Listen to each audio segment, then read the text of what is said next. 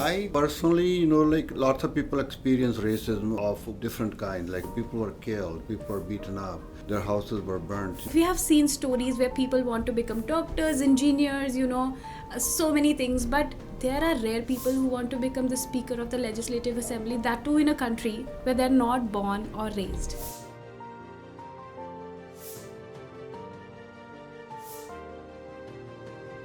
Within 1 year, we were able to reach out to over 2,000 people. How do you manage your health and your family life along with this professional life that you have, which is very tiring? So from there, we decided to set up Farm Workers Organizing Committee Yeah. first. ਸਾਡੇ ਕੋਲੇ ਗੁੱਲੀ ਡੰਡਾ ਹੁੰਦਾ ਸੀਗਾ, ਜਾਂ ਉਹ ਖੇਡਦੇ ਹੁੰਦੇ ਜਿਹੜਾ step ਜਿਹਾ ਕਰਕੇ ਕੀ ਕਰਦੇ Steppu. ਸਟੈਪੂ Like you said, it's a quality of a true leader to empower others. We didn't even have the right to vote for 40 years. I met with many wonderful progressive people who were very active in the labor movement. So how was your journey to Canada was? I was shocked. So some connections are soulful. Yeah, they were not covered under the labor code, Yeah. employment standards, health and safety and all that. People who has one goal to help others. That's what we are doing. Yes. But you have to be ready and available to help others and devote lots of your personal time, not to make money. Now I'm the first South Asian speaker in North America, not only in BC. That was the start of our movement. We never looked back. History is created when you do something which others just crave to do, and you're able to create history because you have the audacity, you have the courage, you have the support and the vision to make it history. Today we have somebody with us who created history by just being the first South Asian to be the Speaker of the Legislative Assembly in BC. We have with us Honorable Raj Chouhan.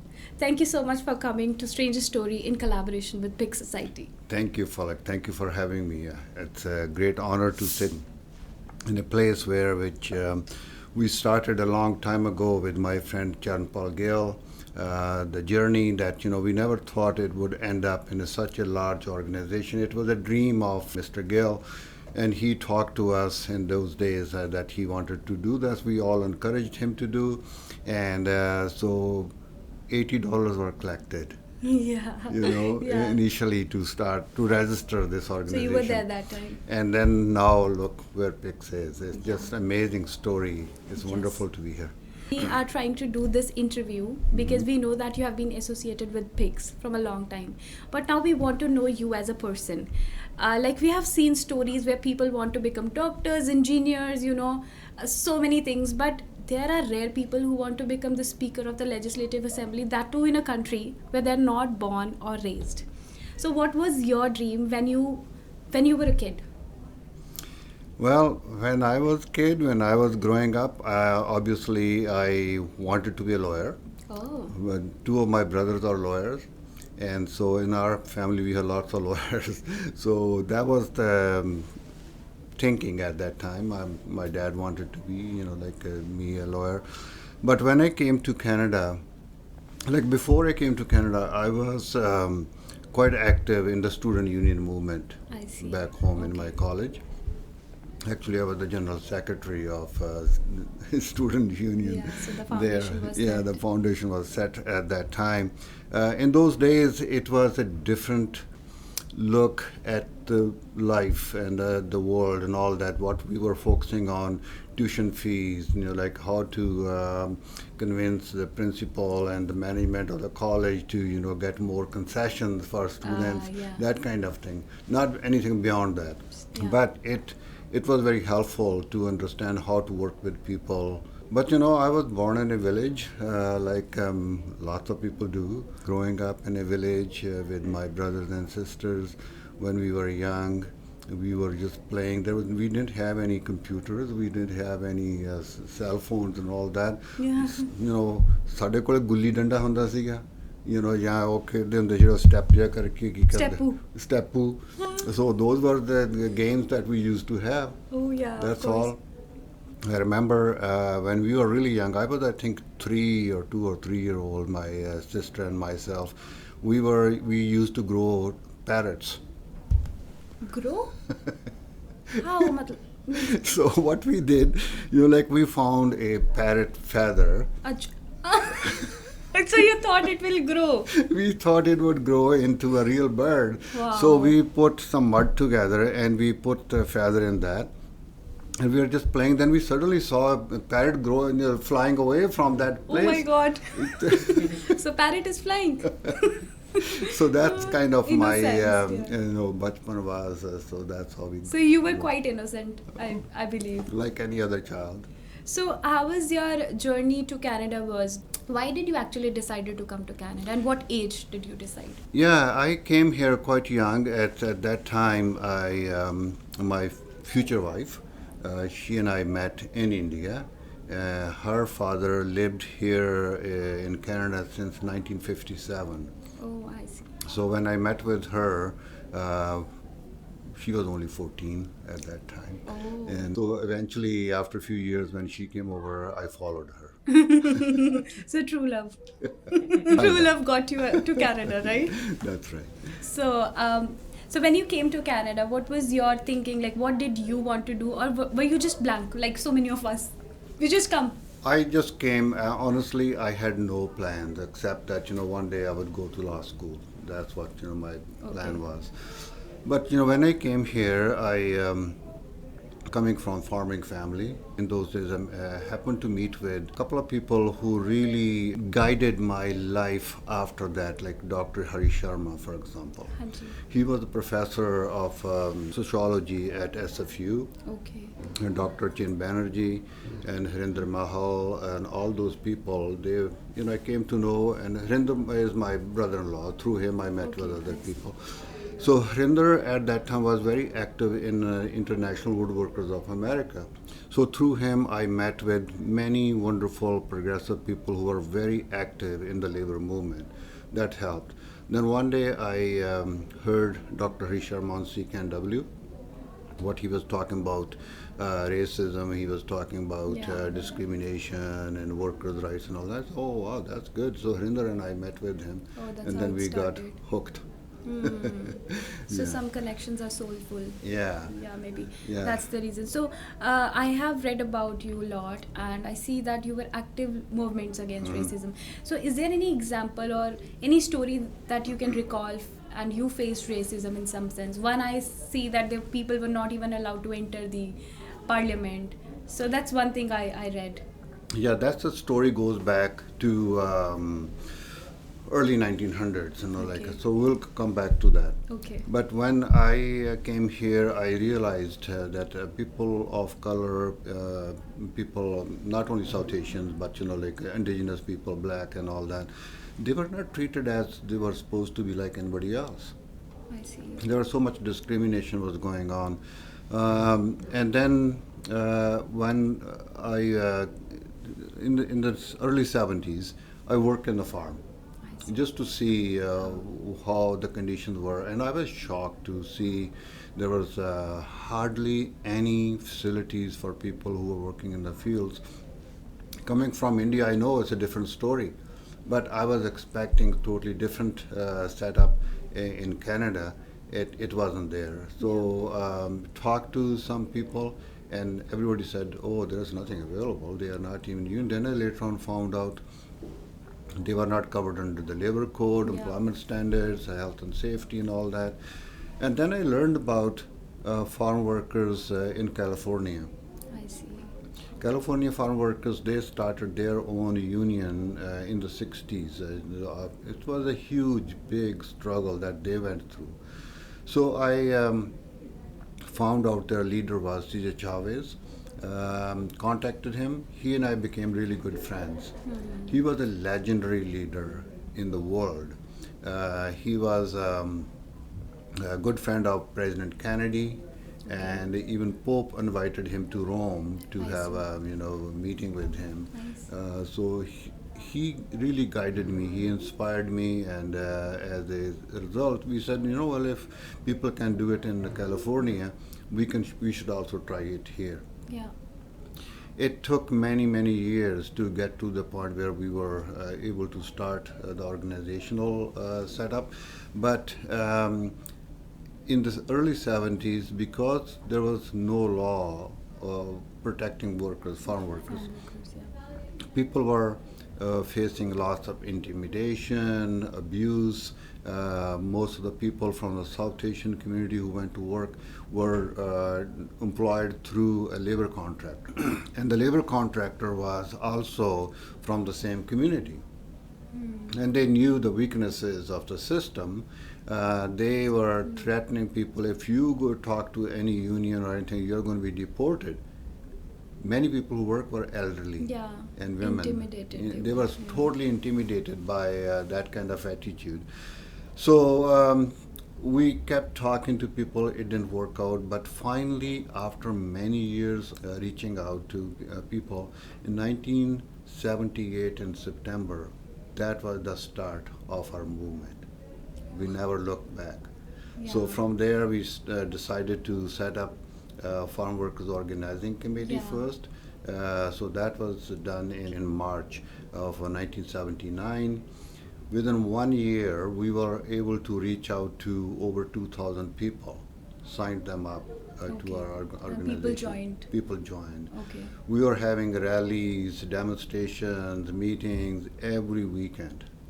So, coming back to my question, anything that you face, like your first-hand experience, we want to know the story, Yeah. the exact story. I personally, like lots of people experience racism of different kind, like very worst kind of situation that they had gone through. People were killed, people were beaten up, their houses were burnt. Luckily, I didn't face that. Okay. But again, I was very much aware of what was happening. Realized at that time, this experience, the racism was so like it was. These days, racism is still there, subtle. Yeah. Like in those days, was in your face. Prominent. I didn't get. I applied for some jobs. I didn't get it, and I knew why I didn't Why? get it. Yeah. So Yeah. even though I was well qualified and all that, but no, I didn't get it. So I joined the labor movement. I was very active in the labor movement. As a result, that then farm workers, we started in 1980. We formed the first union in the Yeah. history of Canada. Yeah. I was the founding president of that. Charan Paul Gill was the secretary treasurer, and other Harinder Mahal, Judy Kavanagh, Sarban Bowl. They were all part of that group, and we stayed together for the rest of our life as friends. Amazing. Yeah. Yeah. And then because of racism was so much that we faced, we also started an organization called BC Organization to Fight Racism in 1980. Okay. I'm the founding member of that. And at that time, we asked Charan Paul Gill if he would be the president of that. He agreed, and then we started that organization simultaneously Amazing. as well. Yeah. I mean, it's always so inspiring to see people who take a step ahead, Mhm. not because they've been through something, but just because they see others, Yeah. and they have that empathy in them. Yeah. So thank you so much on behalf of everybody who went through racism in the past or still facing racism. Mhm. I know our government is doing a lot to support those people. So thank you so much for that. Coming back to your personal life, I always see you at different events. You're always visiting everyone and sharing your initiatives and everything. How do you manage your health and your family life along with this professional life that you have, which is very tiring? It can be very tiring, but you have to find a very good supportive spouse. So, oh, you found one in I India found already. one. So without her help, I could not have done what I was able to do. Like in my trade union movement experience, and also in the politics as well. We have two daughters, and Inder was basically the parent who raised them. I was busy with unions, picket lines, meetings, and all that. Then later on with the politics stuff. So like it's when you have a partner like that, it is very helpful. Wow. That's very helpful. Like to do what you want to do. Absolutely. I Yeah. so much agree with you. I have a similar partner. That's why we both are sitting here. I think. Okay, coming on to your, companionship. Yeah. So, I also wanted to ask you about your family, your kids. What are they doing? What are the values that you have passed to them? Yeah, no, it's I'm very proud of our daughters. We have two daughters. My older daughter is doing basically same thing what I did. She's part Oh, of a trade union movement. She's a senior staff rep with the Government Employees Union. nice. She's doing exactly what I used to do. My younger daughter is Anu, and Anu is an animator. Ah, creative field. She in a very creative field, and she has done 6 books, like comic novels and all that, with the Disney, with Netflix and all that. Oh, okay, nice. Her latest book just came out, and when you watch Global TV, with Keith Baldry Yeah. on his shelf, the books, Yeah. her Oh, book is always there. yay, kudos to that. No. Yeah, no, she's very creative. She is very successful actually what she's doing. She's also a creative director for one of the digital companies. Amazing. Yeah, Yeah. so, and we have 2 granddaughters. Oh, congratulations to Yeah, you. and my younger daughter Anu is going to be getting married this year. So yeah, so that's So what's your, because I see that you are successful, your kids are successful. What's your success mantra? Any one specific mantra that you follow or there is no one particular mantra. All you have to have positive outlook. Keep thinking of others, not always about yourself. Because if others are successful, you are more successful. If you are only successful, nobody else is successful, it's going to be very miserable, situation that you could be in. So I always believe to lifting people up. That's what I believe in. And the society is such that which requires uh, any and every help for helping people. Even though our government currently has passed, like for example, the law against racism, anti-racism law, that was first in history. It was moved yeah. and passed. We have better labor laws helping workers to get organized with better health and safety regulations. But again, we need organizations like PICS. We need volunteers in the community to help people. Without volunteers, without that kind of understanding, we cannot be successful. In a country like Canada, we are only successful and we are only progressive that most of the people are willing to give their time to Yeah, others. yeah, we need volunteers for Yeah. sure. And PICS has an abundance of support and volunteers from the community. You were there at our gala, and you have seen the support that PICS Yeah. got. Over 1,000 people, and without even forcing someone to grab the tickets, we were there. So, like you said, it's a quality of a true leader to empower others, and we are blessed to be around leaders like you. Uh, One last question I had. I really wanted to ask you personally. What's the first thing that you do when you wake up in the morning? Look at my cell phone, look at my calendar, what things are going to be lined up for the day. These days, you are so dependent on the social media and on your social calendar and all that. This is my third event already in the day. I have 2 more to go to. I know, I have seen you. So we are following you on social media. So we keep a track. Yeah. And what's the by the end of the day, before you sleep, what's the one thing? If Again, I'm not overly exhausted, I feel that I have done something good today. Like it's when you meet with people, good people who come and say, there's lots of people in politics. You also face lots of criticism. of course, yeah. But once in a while, when you get one person say, "Oh, thank you for assisting me. As a result of your help, I was able to achieve this," that keeps you going. So Actually, that's yeah. all how I look at it. When I'm in my constituency in Burnaby, I meet with people and helping them, seniors, students, women's issues and all that. But when I'm in Victoria, it's a different story. Absolutely. In yeah. Victoria, I'm totally neutral. I don't take sides. I'm not, You're good, NDP or anything. For me, all MLAs are same. As a Speaker of the House, I reach out to people, and if they need any help to do their job, I go out of my way to help them. Yeah. It's been a long journey. I was first elected in 2005, and this is Yes. my fifth term, and Yeah. we were in opposition for a long time. But now in 2020, I got elected as a speaker by the whole house. I Yes. was acclaimed. Yeah. Now I'm the first South Asian speaker in North America, Ah. not only in BC. Hey, I didn't know that. Yeah. Eye opening. Okay.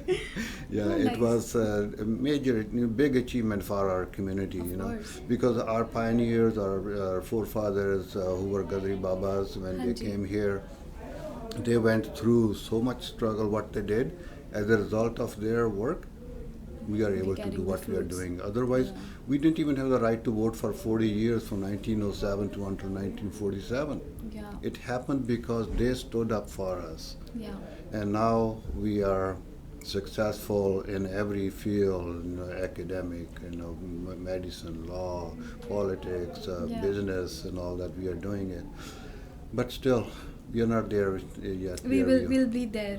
Yeah, I mean, it's evolving. yeah. So anybody who wants to get into politics, any specific message for the youth? Um, First of all, if you want to get in politics, I think it's a good thing, because don't listen to what the media sometimes try to tell you, that politicians are all corrupt and all that. We are in Canada. We are not talking about any third world country or anywhere else. No matter which party, people who has one goal: to help others. That's what we are doing. Yes. Not to make money. We don't go to politics just to make money or anything. But you have to be ready and available to help others and devote lots of your personal time. Yeah. If you are unable to do that, you will get frustrated very quickly, then you will get out of that very quickly. So to be successful, just be open-minded and be available for people to work with. And also keep in mind, if you don't help yourself, nobody is going to help you. Yeah, God help those who help themselves. Themselves. My That's father that's says the that. mantra. Yes, that's so true. That's the mantra. Like, in our, when PICS was formed and Canadian Farm Worker Union was formed, that's what we were thinking, that we have to stand up for ourselves. Ourselves. Once we started, we had a very wide response, from the From the trade union yeah. movement, the faith groups, community groups, and everybody. Yeah. And here we are. Yeah. I mean, the audience would be really happy to listen to this. And if you guys have any more questions for him, please comment below. And if we get a decent set of questions, then we might convince him for another set of video to answer all those questions. I hope you would be there to answer their questions. And Absolutely. Anytime. I also want to share this with you. If people want to see our journey, how we got here. Yeah. In the 80s, when we were organizing farm workers, the National Film Board of Canada documented our journey. So they made a documentary called Time to Rise, Uthanda Vela. Time to Rise is available on YouTube. It's 38 minutes long documentary. we will take. It won Best Film Award, Documentary Award in many countries. Okay. Wow. So you can watch it and see what we did.